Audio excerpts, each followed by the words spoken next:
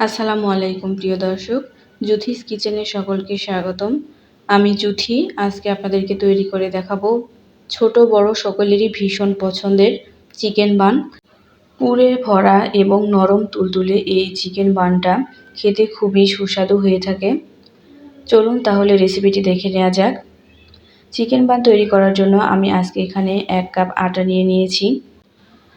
এই আটার মধ্যে এখন দিয়ে দিচ্ছি 1 টেবিল চামচ চিনি। আমার এই চিনিটা মোটা দানার, তাই মিষ্টি বেশি। দিয়েছি সামান্য একটু লবণ এবং দিয়ে দিচ্ছি হাফ চা চামচ ড্রাই ইস্ট। 1 কাপ আটার জন্য হাফ চা চামচ ইস্টই যথেষ্ট। এর বেশি দিলে ইস্টের একটা গন্ধ লাগবে। সব কিছু একসাথে মিশিয়ে নিয়ে এর মধ্যে 1 টেবিল চামচ সয়াবিন তেল দিয়ে দিলাম। এখন তেলটাকেও জাস্ট হালকা হাতে একটু মিশিয়ে নিচ্ছি। মেশানো হয়ে গেলে এখানে আমি হাফ কাপ কুসুম গরম দুধ নিয়ে নিয়েছি। দুধটা একবারে না দিয়ে আমি 2 থেকে 3 বারে দিয়ে একটা সফট ডো তৈরি করে নিব। আমার রান্নাগুলো যদি আপনাদের ভালো লাগে তাহলে অবশ্যই আমার ফেসবুক পেজটিতে ফলো দিবেন এবং আমার ইউটিউব চ্যানেলটিকে সাবস্ক্রাইব করে আমার পাশেই থাকবেন, যেন এরকম নতুন নতুন ভিডিও আমি আপনাদের সাথে শেয়ার করতে পারি। তো যাই হোক, দুধটা আমি 2 থেকে 3 বারে অ্যাড করেছি। করে এটাকে ভালোভাবে হাত দিয়ে মাখিয়ে নিব। এই ডোটা অনেকটাই সফট হবে, দেখুন একদম হাতের সাথে লেগে আসবে। ডোটাকে আমি প্রায় 8 থেকে 10 মিনিট ভালোভাবে মথে নিয়েছি। এখন হাতে একটু তেল লাগিয়ে নিয়ে তেলটাকে ডোয়ের উপর রেখে দিয়ে এটাকে আমি 1 ঘন্টা রেস্টে রেখে দিব। ফিরে আসছি 1 ঘন্টা পরে। এরই মাঝে আমি বানের জন্য পুরটা রেডি করে নিব। কড়াইয়ে 1 টেবিল চামচ সয়াবিন তেল দিয়ে দিয়েছি। তেলটা হালকা একটু গরম হলে এর মধ্যে দিয়ে দিচ্ছি হাফ কাপ পেঁয়াজ কুচি। এখন পেঁয়াজটাকে হালকা একটু গোল্ডেন কালার করে ভেজে নিব। গোল্ডেন কালার করে ভাজা হয়ে গেলে এই পর্যায়ে আমি এর মধ্যে অ্যাড করে দিব হাফ চা চামচের একটু বেশি আদা ও রসুন বাটা। এখানে আদা এবং রসুন আমি একসাথে বেটে রেখেছি। আদা এবং রসুনের গন্ধটা কেটে যাওয়া পর্যন্ত এটাকে আমি পেঁয়াজের সাথে সামান্য একটু ভেজে নিব। ভাজা হয়ে গেলে এই পর্যায়ে আমি এর মধ্যে অ্যাড করে দিব সামান্য একটু পানি। পানি দিয়ে এর মধ্যে আমি গুঁড়ো মশলাগুলো অ্যাড করব। এখানে নিয়েছি সামান্য একটু লবণ, গরম মশলার গুঁড়া, লাল মরিচের গুঁড়া, গোলমরিচের গুঁড়া, ধনিয়ার গুঁড়া এবং জিরার গুঁড়া। এখন সব গুঁড়া মশলাগুলো পেঁয়াজের সাথে ভালোভাবে মিশিয়ে এটাকে জাস্ট একটু কষিয়ে নিব, যেন মশলার গন্ধগুলো কেটে যায়। মেশানো হয়ে গেলে এই পর্যায়ে আমি এর মধ্যে দিয়ে দিচ্ছি চিকেন।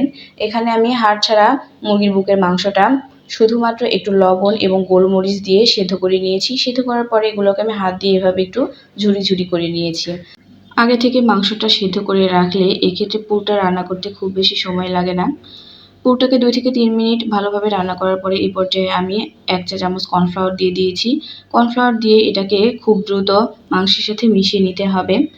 কর্নফ্লাওয়ার মেশানো হয়ে গেলে এই পর্যায়ে আমি দিয়ে দিচ্ছি 1 টেবিল চামচ সয়া সস এবং 1 টেবিল চামচ টমেটো সস।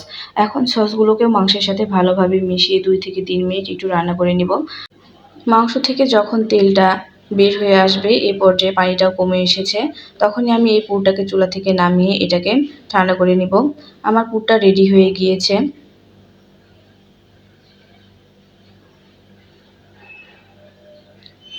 1 ঘন্টা পরে ফিরে আসলাম। দেখুন আমার ডোটা ফুলে প্রায় ডাবল হয়ে গিয়েছে এবং এর মধ্যে অনেকটাই বাতাস ক্রিয়েট হয়েছে।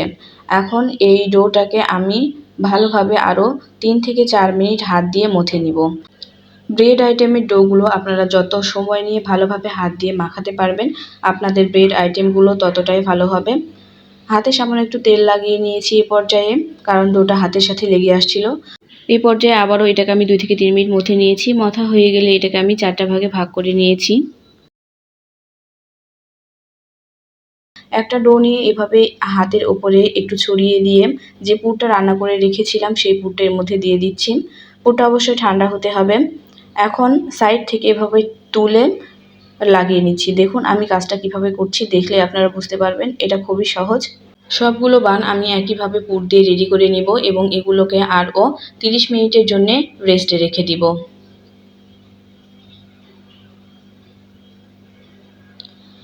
30 মিনিট পরে দেখুন ডোগুলো ফুলে অনেকটাই বড় হয়ে গেছে। এখন এগুলোকে সামান্য একটু তেলে ভেজে নিব। চাইলে আপনারা এগুলোকে ভাজার পরিবর্তে বেক করেও নিতে পারেন চুলায় এবং ওভেনে, যেভাবে আপনাদের সুবিধা হয়। তো আজকে আমি এগুলোকে আপনাদেরকে তেলে ভেজে দেখাচ্ছি। এক পাশটা হালকা একটু গোল্ডেন কালার হয়ে আসলে অপর পাশটাও এভাবে আলতো হাতে উল্টে দিয়ে দুই পাশটা ভালোভাবে ভেজে নিব।